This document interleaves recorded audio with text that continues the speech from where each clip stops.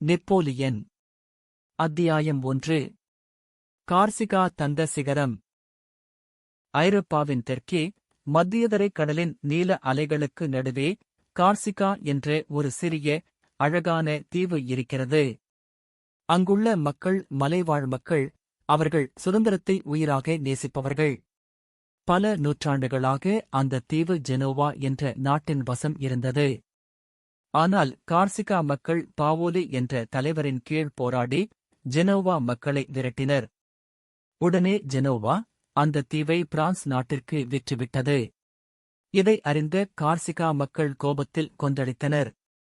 எங்களை ஆடு மாடுகளைப் போல விற்பதா என்று குமுறினர். சார்லஸ் போனபார்ட் மற்றும் அவரது வீர மனைவி லெடிசியா ஆகியோரும் இந்த போராட்டத்தில் கலந்து கொண்டனர். லெடிசியா இளமையாகவும் அழகாகவும் இருந்தாலும் ஒரு வீரப் பெண்மணி. போர்க்களத்தில் குண்டுகள் பாய்ந்தாலும் அவர் அஞ்சவில்லை. அடர்ந்த காடுகளிலும் செங்குத்தான மலைகளிலும் தன் கணவருடன் சேர்ந்து பயணம் செய்தார். ஆனால் இறுதியில் பிரான்ஸ் என்ற பெரிய நாட்டின் முன் சிறிய கார்சிகா தீவால் தாக்குப்பிடிக்க முடியவில்லை. கார்சிகா வீழ்ந்தது. பாவோலி நாடு கடத்தப்பட்டார்.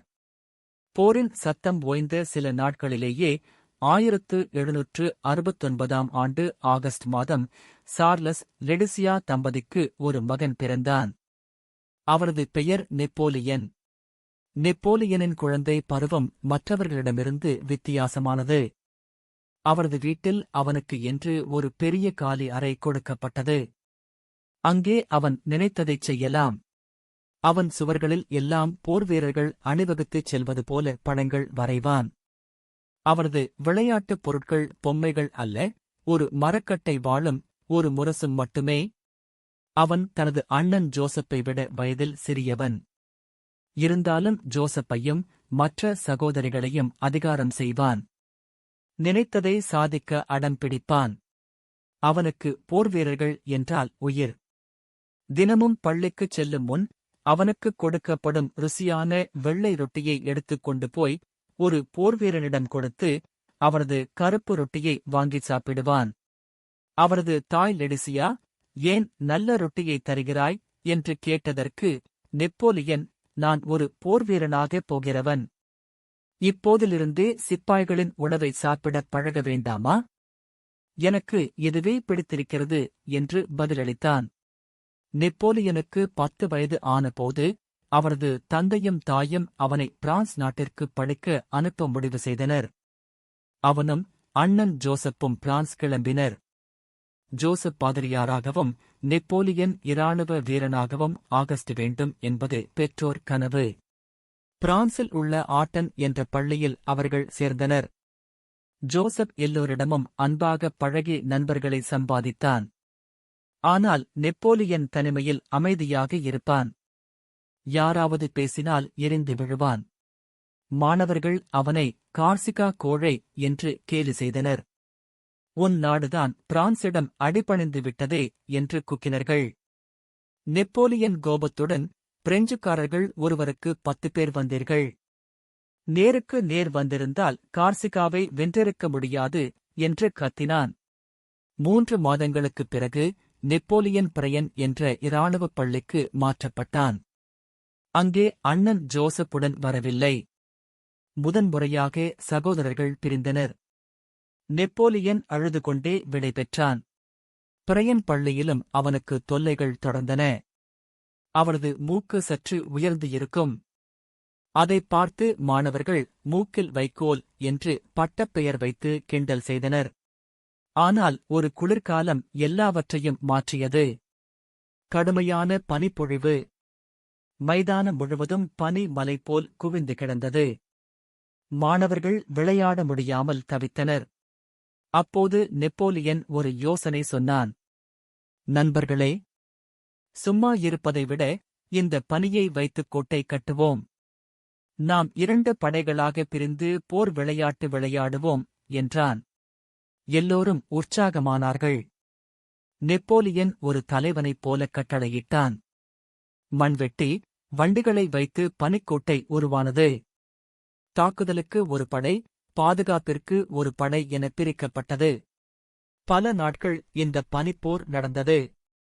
நெப்போலியன் தான் 2 படைகளுக்கும் தளபதி. அவன் சொல்லும் வியூகங்களைக் கேட்டு மாணவர்கள் போரிட்டனர். பனிக்கட்டிகள் குண்டுகளைப் போல பறந்தன. இதைப் பார்த்த ஆசிரியர்கள் வியந்து போனார்கள். இந்தச் சிறுவன் சாதாரண பையன் அல்ல, இவன் இரத்தம் முழுக்க போர்வெறி ஊறியிருக்கிறது என்று பேசிக் கொண்டார்கள். பனிக்காலம் முடிந்ததும் கோட்டை கரைந்தது. ஆனால் மாணவர்கள் மனதில் நெப்போலியன் என்ற ஒரு தலைவன் உருவாகிவிட்டான். அவன் தனிமையானவன்தான், ஆனால் அவன் ஒரு ஆளுமை. படிப்பில் அவனுக்கு இலத்தீன் மொழி பிடிக்காது. ஆனால் வரலாறு என்றால் உயிர். அலெக்சாண்டர், சீசர் போன்ற மாவீரர்களின் கதைகளை தேடித் தேடிப் படிப்பான். அவன் உடல்தான் சிறியது, ஆனால் அவரது கனவுகள் வானத்தை விட பெரியவை. நெப்போலியன். அத்தியாயம் 2. பனிக்கோட்டை தளபதி, த ஸ்னோ ஃபோர்ட் ஜெனரல். தனது 10வது வயதில் நெப்போலியன் தனது தாய் நாடான கார்சிகாவை விட்டு பிரான்ஸ் நாட்டிற்கு படிக்கச் சென்றான். பிராயன் என்ற இடத்தில் இருந்த இராணுவப் பள்ளி அது. அங்கு அவனுக்கு பல சோதனைகள் காத்திருந்தன. அவனது கார்சிகா உச்சரிப்பை வைத்தும் அவனது ஏழ்மையான தோற்றத்தை வைத்தும் பிரெஞ்சு பணக்கார வீட்டுப் பிள்ளைகள் அவனை கேலி செய்தார்கள். இதோ பார், கார்சிகா காட்டுமிராண்டி வருகிறான் என்று அவர்கள் சிரிப்பார்கள். ஆனால் நெப்போலியன் அவற்றைக் காது கொடுத்து கேட்கவில்லை. அவரது கண்கள் லட்சிய கனவில் மிதந்தன. தனிமை அவனுக்கு நண்பனானது. மற்றவர்கள் விளையாடும்போது அவன் நூலகத்தில் மூழ்கிக் கிடப்பான். அலெக்சாண்டர், சீசர் போன்ற மாவீரர்களின் வரலாற்றை விரும்பிப் படித்தான். ஒரு நாள் நானும் இவர்களைப் போல வரலாற்றில் இடம் பிடிப்பேன் என்று தனக்குத்தானே சொல்லிக் கொள்வான். ஒரு வருடம் கடுமையான குளிர்காலம் வந்தது. பள்ளி மைதானம் முழுவதும் பனிப்பாறைகளால் மூடப்பட்டிருந்தது. வெளியே விளையாட முடியாமல் மாணவர்கள் தவித்தனர். அப்போது நெப்போலியன் முன்வந்தான். நண்பர்களே, நாம் ஏன் சும்மா இருக்க வேண்டும்? இந்த பனியை வைத்தே ஒரு கோட்டை கட்டுவோம் வாருங்கள் என்று அழைத்தான். அவரது குரலில் இருந்த அதிகாரமும் வைராக்கியமும் அனைவரையும் கவர்ந்தது. கிண்டல் செய்தவர்கள் கூட அவன் பின்னால் அணிவகுத்தார்கள். பனிக்கோட்டை உருவானது. மாணவர்கள் 2 படைகளாகப் பிரிந்தார்கள். ஒரு படை கோட்டையைக் காக்க வேண்டும், மற்றொன்று தாக்க வேண்டும். தாக்குதல் படைக்கு நெப்போலியன் தலைமை தாங்கினான். பனிச்சண்டை தொடங்கியது. உண்மையான போர்க்களத்தைப் போலவே அவன் கட்டளைகளைப் பிறப்பித்தான். வலப்பக்கம் முன்னேறு, இடப்பக்கம் தடுப்புச் சுவர் அமை என்று முழங்கினான். அந்தச் சிறு வயதிலேயே அவரிடம் இருந்த திட்டமிடும் திறனையும் தலைமைப் பண்பையும் பார்த்து ஆசிரியர்களே வியந்து போனார்கள். இவன் சாதாரண பையன் அல்ல, வருங்கால தளபதி என்று பேசிக் கொண்டார்கள். 5 ஆண்டுகள் கடின உழைப்பிற்குப் பிறகு அவன் பாரிஸ் நகரில் உள்ள உயர் இராணுவப் பள்ளிக்கு தேர்வானான். அது ஒரு மாபெரும் வாய்ப்பு. ஆனால் விதி அங்கும் அவனைச் சோதித்தது. அவரது தந்தை சார்லஸ் புற்றுநோயால் காலமானார். குடும்பம் வறுமையில் வாடியது. நெப்போலியன் படிப்பை பாதியிலேயே நிறுத்தும் நிலை வந்தது. எனினும் அவன் தளரவில்லை. 2 ஆண்டுகள் படிக்க வேண்டிய பாடங்களை ஒரே ஆண்டில் படித்து முடித்தான். தனது 16வது வயதிலேயே இராணுவ அதிகாரியாக பொறுப்பேற்றான். பனிக்கோட்டையில் தொடங்கிய அவரது பயணம் இப்போது உண்மையான போர்க்களத்தை நோக்கி நகரத் தொடங்கியது. உலகம் அவனுக்காக காத்திருந்தது. நெப்போலியன். அத்தியாயம் 3. இளம் சிங்கம், த யங் லயன். 16 வயதில் இராணுவப் படிப்பை முடித்த நெப்போலியன் பிரான்ஸ் இராணுவத்தில் ஒரு துணை அதிகாரியாக பணியில் சேர்ந்தான். ஆனால் அவரது மனம் அமைதியடையவில்லை. அப்போது பிரான்ஸ் நாடு வறுமையிலும் குழப்பத்திலும் தவித்துக் கொண்டிருந்தது. மக்கள் வீதிகளில் இறங்கிப் போராடினார்கள். சுதந்திரம், சமத்துவம், சகோதரத்துவம் என்ற முழக்கங்கள் எங்கும் கேட்டன. இதுதான் புகழ்பெற்ற பிரெஞ்சு புரட்சி. மன்னர் ஆட்சி தூக்கியெறியப்பட்டது. இந்தத் தீயில் குளிர்காய நெப்போலியன் காத்திருந்தான். அவனுக்குத் தேவை எல்லாம் ஒரே ஒரு வாய்ப்பு. அந்த வாய்ப்பு துலோன், டோலன் என்ற துறைமுக நகரத்தின் வடிவில் வந்தது. அந்த நகரத்தை ஆங்கிலேய படைகள் கைப்பற்றி வைத்திருந்தன. பிரெஞ்சு படைகளால் அதை மீட்க முடியவில்லை. அந்த போர்க்களத்திற்கு ஒரு சாதாரண கேப்டனாக நெப்போலியன் வந்தான். அவன் நிலப்பரப்பை ஆராய்ந்தான். நாம் கோட்டையை நேரடியாக தாக்கக்கூடாது. துறைமுகத்தை கட்டுப்படுத்தும் அந்த மலைக்குன்றை கைப்பற்ற வேண்டும் என்று திட்டம் போட்டான். மூத்த தளபதிகள் அவனை ஏளனமாக பார்த்தார்கள். ஆனால் வேறு வழியின்றி அவனது திட்டத்தை ஏற்றார்கள். மழையிலும் இருளிலும் நெப்போலியன் தனது பீரங்கிகளை மலை உச்சிக்குக் கொண்டு சென்றான். சரியான தருணம் வந்ததும் சுடுங்கள் என்று ஆணையிட்டான். மலை உச்சியில் இருந்து பீரங்கி குண்டுகள் ஆங்கிலேய கப்பல்கள் மீது மழையாகப் பொழிந்தன. எதிரிகள் அதிர்ந்து போனார்கள். அவர்களின் கப்பல்கள் தீப்பிடித்து எரிந்தன. ஆங்கிலேய படை தோல்வியை ஒப்புக்கொண்டு வெளியேறியது. துலோன் மீட்கப்பட்டது. இந்த வெற்றிக்குக் காரணம் அந்த 24 வயது இளைஞனின் மதிநுட்பமே என்று பாரிஸ் நகரம் கொண்டாடியது. ஒரே இரவில் அவன் சாதாரண கேப்டனில் இருந்து ஜெனரல், பிரிகேடியர் ஜெனரல் ஆகஸ்ட் உயர்ந்தான். ஆனால் அரசியல் சூழ்ச்சிகள் அவனை சிறையில் தள்ளின. சில காலம் அவன் வேலையில்லாமல் வறுமையில் பாரிஸ் வீதிகளில் அலைந்தான். அவனது உடை கிழிந்து போயிருந்தது. மீண்டும் ஒரு கலவரம் வெடித்தபோது அரசாங்கம் அவனையே தேடி வந்தது. இந்தக் கூட்டத்தை கலைக்க உன்னால் முடியுமா என்று கேட்டார்கள். எனக்கு முழு அதிகாரம் கொடுத்தால் முடித்துக் காட்டுகிறேன் என்றான் நெப்போலியன். அவன் தயங்காமல் பீரங்கிகளை வீதியில் நிறுத்தினான். கலவரக்காரர்களை நோக்கிச் சுட்டான். பாரிஸ் அமைதியானது. இப்போது அவன் கையில் இத்தாலிய படையின் தலைமை பொறுப்பு ஒப்படைக்கப்பட்டது. இத்தாலியில் முகடிருந்த ஆஸ்திரிய படைகளை விரட்ட வேண்டும். அந்தப் படைவீரர்களுக்கு சரியான உணவில்லை, காலில் செருப்பு இல்லை. சோர்வாக இருந்தார்கள். நெப்போலியன் அவர்களை பார்த்தான். வீரர்களே, உங்களுக்கு உணவில்லை, உடையில்லை. ஆனால் என்னிடம் வாருங்கள். நான் உங்களை உலகின் மிகச் செழிப்பான நிலங்களுக்கு அழைத்துச் செல்கிறேன். அங்கே உங்களுக்கு புகழும் செல்வமும் கிடைக்கும் என்று முழங்கினான். அந்த வார்த்தைகள் அவர்கள் நரம்புகளில் தீயைப் பற்ற வைத்தன. அந்த இளம் சிங்கத்தின் பின்னால் செல்ல அவர்கள் தயாரானார்கள். நெப்போலியன். அத்தியாயம் 4. சிறிய corporal, the little corporal. Napoleon இத்தாலிய போர்க்களத்தில் ஒரு புதிய முறையை அறிமுகப்படுத்தினான். அது வேகம். எதிரிகள் சுதாரிக்கும் முன் தாக்குவது அவன் பாணி. லோடி, லோடி என்ற இடத்தில் ஒரு மரப்பாலம் இருந்தது.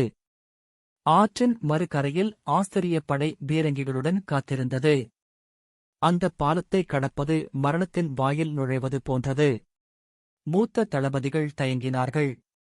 ஆனால் நெப்போலியன் குதிரையை விட்டு இறங்கினான். பிரான்ஸ் நாட்டின் மூவர்ணக் கொடியை கையில் ஏந்தினான். வீரர்களே, உங்களுக்கு புகழ் வேண்டுமா? என்னை பின்தொடருங்கள் என்று கத்தினான். குண்டுகள் மழையாகப் பொழிந்தன. புகை மண்டலத்திற்கு நடுவே அவன் ஓடினான். அவரது துணிச்சலை பார்த்த வீரர்கள், தளபதியே செல்கிறார், நாம் சும்மா இருக்கலாமா என்று ஆவேசத்தோடு பாலத்தில் பாய்ந்தார்கள். ஆஸ்திரிய படை சிதறியது. அந்தப் போருக்குப் பிறகு சாதாரண வீரர்கள் அவனிடம் வந்து, நீ எங்கள் தளபதி மட்டுமல்ல, நீ எங்கள் தோழன். எங்கள் செல்லமான லிட்டில் கார்பரல், லிட்டில் கார்போரல் என்று அன்போடு அழைத்தார்கள். நெப்போலியன். அத்தியாயம் 5. ஆல்ப்ஸ் மலையைக் கடந்தவன், கிராசிங் தி ஆல்ப்ஸ். இத்தாலியில் இழந்த இடங்களை மீட்க நெப்போலியன் மீண்டும் கிளம்பினான். ஆனால் இம்முறை அவன் தேர்ந்தெடுத்த வழி யாரும் எதிர்பாராதது ஆல்ப்ஸ் மலை. பனி படர்ந்த அந்த மலை சிகரங்கள் வழியாக ஒரு பெரும்படையை கொண்டு செல்வது சாத்தியமே இல்லதது என்று அனைவரும் எச்சரித்தார்கள். பிறகு யாரும் இதைச் செய்ததில்லை. தளபதிகள் அவரிடம் வந்து, ஆல்ப்ஸ் மலையைக் கடப்பது சாத்தியமில்லை என்றார்கள். நெப்போலியன் சிரித்துக் கொண்டே சொன்னான், சாத்தியமில்லை என்ற வார்த்தை என் அகராதியில் இல்லை. Impossible is not in my dictionary. பீரங்கிகளை மரக்கட்டைகளில் வைத்து வீரர்கள் கயிறு கட்டி இழுத்தார்கள். குதிரைகள் வழுக்கி விழுந்தன. ஆனால் நெப்போலியன் முன் சென்றான். அவன் பின்னால் பிரான்ஸ் இராணுவம் மலையேறியது. திடீரென பனிமலையிலிருந்து குதித்த பிரெஞ்சு படையைக் கண்டு எதிரிகள் அதிர்ந்தார்கள். மரெங்கோ மரெங்கோ என்ற இடத்தில் நடந்த போரில் நெப்போலியன் மகத்தான வெற்றி பெற்றான். இந்த வெற்றியோடு அவன் பிரான்ஸ் திரும்பிய போது மக்கள் அவனை ஒரு கடவுளைப் போலப் பார்த்தார்கள். அவன் பிரான்ஸ் நாட்டின் முதல் கன்சல், ஃபர்ஸ்ட் கன்சல் ஆகஸ்ட் அறிவிக்கப்பட்டான். நெப்போலியன். அத்தியாயம் 6. பிரான்ஸ் பேரரசன், எம்பரர் நெப்போலியன். 1804 ஆண்டு. பாரிஸ் நகரமே விழாக்கோலம் பூண்டிருந்தது. நோட்டர்டேம் தேவாலயத்தில் உலகமே திரண்டிருந்தது. நெப்போலியன் மன்னராக முடிசூடப் போகிறான். போப்பாண்டவர் கையில் மகுடத்தை ஏந்தி நின்றார். வழக்கமாக மன்னர்கள் தலைவணங்கி மகுடத்தை பெற்றுக் கொள்வார்கள். ஆனால் நெப்போலியன் அதைச் செய்யவில்லை. அவன் எழுந்து நின்றான். போப்பாண்டவர் கையிலிருந்த மகுடத்தை வாங்கினான். கூட்டத்தினர் மூச்சடைத்து நின்றனர். அவன் தன் கைகளாலேயே அந்த மகுடத்தை தன் தலையில் சூட்டிக் கொண்டான். இந்த மகுடத்தை நான் என் வாளினால் வென்றெடுத்தேன். இதை எனக்கு யாரும் பரிசளிக்கவில்லை என்பதே அந்தச் செயலின் பொருள். அவன் இப்போது நெப்போலியன் முதலாம் பேரரசன். அடுத்த ஆண்டே ஆஸ்டர்லிட்ஸ் என்ற இடத்தில் மாபெரும் போர். ரஷ்யா மற்றும் ஆஸ்திரியாவின் கூட்டுப் படைகளை அவன் எதிர்கொண்டான். அவரது தந்திரமான வியூகத்தால் 2 பெரிய சாம்ராஜ்யங்களின் படைகளும் நிலைகுலைந்தன. இது 3 பேரரசர்களின் போர் என்று அழைக்கப்படுகிறது. ஐரோப்பா முழுவதும் அவன் காலடியில் இருந்தது. நெப்போலியன். அத்தியாயம் 7. சரிவின் ஆரம்பம், the beginning of the fall. புகழ் போதையில் இருந்த நெப்போலியன் ஒரு தவறான முடிவு எடுத்தான். ரஷ்யாவை தாக்கத் திட்டமிட்டான். அதுவே அவரது சரிவின் ஆரம்பம். 1812 ஆண்டு 6 லட்சம் வீரர்களுடன் ரஷ்யாவிற்குள் நுழைந்தான். அது ஒரு பிரம்மாண்டமான படை. ஆனால் ரஷ்யத் தளபதி ஒரு விசித்திரமான தந்திரத்தை கையாண்டார். போரிடாமலே பின்வாங்குவது. ரஷ்யப் படைகள் பின்னால் சென்று கொண்டே இருந்தன. போகும் வழியில் உள்ள வீடுகள், பயிர்கள் அனைத்தையும் எரித்துவிட்டார்கள். நெப்போலியன் படைக்கு உணவே கிடைக்கவில்லை. மாஸ்கோ நகரத்தை நெப்போலியன் அடைந்தபோது அது ஒரு பிணக்காடு போல இருந்தது. நகரமே எரிந்து கொண்டிருந்தது. அங்கே உணவும் இல்லை, தங்குவதற்கு இடமும் இல்லை. அப்போது தொடங்கியது ரஷ்யாவின் கொடூரமான குளிர்காலம். பனிப்புயல் வீசியது. உணவு இல்லாமல், குளிர் தாங்க முடியாமல் வீரர்கள் செத்து விழுந்தார்கள். திரும்பும் வழியில் 6 லட்சத்தில் சுமார் 5 லட்சம் வீரர்கள் இறந்து போனார்கள். கம்பீரமாகச் சென்ற நெப்போலியன் தலை குனிந்து தோல்வியோடு பாரிஸ் திரும்பினான். நெப்போலியன். அத்தியாயம் 8. எல்பா தீவு, எக்ஸைல் டு எல்பா. ரஷ்யத் தோல்வியால் நெப்போலியன் பலவீனமடைந்தான். இதை எதிர்பார்த்திருந்த ஐரோப்பிய நாடுகள் அனைத்தும் ஒன்றாகச் சேர்ந்தன. பிரான்ஸ் மீது நாலாபுறமும் தாக்குதல் நடந்தது. பாரிஸ் நகரம் கைப்பற்றப்பட்டது. நெப்போலியன் தனது தோல்வியை ஒப்புக்கொண்டு பதவி விலகினான். நேச நாடுகள் அவனுக்கு ஒரு தண்டனை வழங்கின. இத்தாலிக்கு அருகில் உள்ள எல்பா என்ற மிகச்சிறிய தீவில் அவன் நாடு கடத்தப்பட்டான். உலகத்தையே ஆண்டவன் இப்போது ஒரு சிறிய தீவின் அரசன். ஆனால் நெப்போலியன் கூண்டில் அடைப்பட்ட கிளியைப் போல இருக்க விரும்பவில்லை. அவன் பிரான்ஸ் நிலவரத்தை ஒற்றர்கள் மூலம் அறிந்து கொண்டான். புதிய மன்னர் மீது மக்கள் கோபமாக இருந்தார்கள். 10 மாதங்கள் கழித்து ஒரு இரவு எல்பாவில் இருந்து ஒரு சிறிய படகில் நெப்போலியன் தப்பித்தான். பிரான்ஸ் கரையில் வந்திறங்கினான். அவனைக் கைது செய்ய ஒரு இராணுவப் பட்டாளம் வந்தது. நெப்போலியன் அவர்கள் முன் தனி ஆளாக நடந்தான். தன் சட்டையைத் திறந்து காட்டினான். உங்கள் பேரரசனைச் சுட வேண்டுமா? இதோ இருக்கிறேன், சுடுங்கள் என்று கர்ஜித்தான். வீரர்கள் துப்பாக்கிகளை கீழே போட்டார்கள். பேரரசர் வாழ்க என்று கோஷமிட்டுக் கொண்டே அவனோடு இணைந்தார்கள். நெப்போலியன். அத்தியாயம் 9. வாட்டர்லூ. வாட்டர்லூ. மீண்டும் ஆட்சியை பிடித்த நெப்போலியன் 100 நாட்கள் பிரான்சை ஆண்டான். ஆனால் எதிரிகள் அவனுக்கு காலம் கொடுக்கவில்லை. பெல்ஜியத்தில் உள்ள வாட்டர்லூ என்ற இடத்தில் இறுதிப் போர் வெடித்தது. ஒரு பக்கம் ஆங்கிலேய தளபதி வேலிங்கடன், மறுபக்கம் பிரஷ்யப் படை. நடுவில் தனி ஆளாக நெப்போலியன் போரைத் தொடங்க திட்டமிட்டிருந்தான். ஆனால் அன்று இரவு முழுவதும் பயங்கர மழை. பீரங்கிகளை சேற்றில் நகர்த்த முடியவில்லை. தரை காயும் வரை காத்திருந்தான். அந்தச் சில மணி நேரத் தாமதம் வரலாற்றையே மாற்றியது. பீரங்கி தாக்குதல் தாமதமானதால் ஆங்கிலேய படை சுதாரித்துக் கொண்டது. தூரத்தில் இருந்து பிரஷ்யப் படையும் வந்து சேர்ந்தது. நெப்போலியனின் பழைய பாதுகாவலர்கள் ஓல்ட் கார்ட் என்ற சிறப்புப் படை கடைசி வரை போராடியது. பாதுகாவலர்கள் மடிவார்கள், ஆனால் சரணடைய மாட்டார்கள் என்று போரிட்டு மாய்ந்தார்கள். கடைசியில் சூரியன் மறைந்தது. அதோடு நெப்போலியனின் சாம்ராஜ்யமும் மறைந்தது. வாட்டர்லூவில் அவன் நிரந்தரமாக வீழ்ந்தான். நெப்போலியன். அத்தியாயம் 10. முடிவுரை. The end. வாட்டர்லூ தோல்விக்குப் பிறகு ஆங்கிலேயர்கள் அவனை இனி நம்பத் தயாராக இல்லை. இந்த முறை அவன் தப்பிக்கவே முடியாத இடத்திற்கு அனுப்பப்பட்டான். ஆப்பிரிக்காவிற்குத் தெற்கே நடுக்கடலில் இருக்கும் செயின்ட் ஹுலீன என்ற பாறைத் தீவு அது. அங்கே ஒரு சிறிய வீட்டில் சிறை வைக்கப்பட்டான். 6 ஆண்டுகள். அலைகளின் ஓசையைத் தவிர வேறு துணையில்லை. அவன் உடல் நலம் குன்றினான். ஆனால் கடைசி வரை அவன் தனது நினைவலைகளில் ஒரு பேரரசனாகவே வாழ்ந்தான். 1821 மே 5. கடும் புயல் வீசிய இரவு.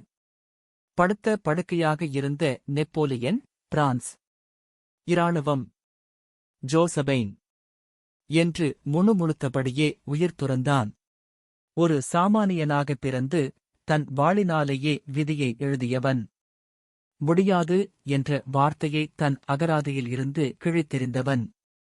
வரலாற்றின் பக்கங்களில் அழியாத ஒரு பெயராக இன்றும் அவன் வாழ்கிறான். Napoleon Bonaparte.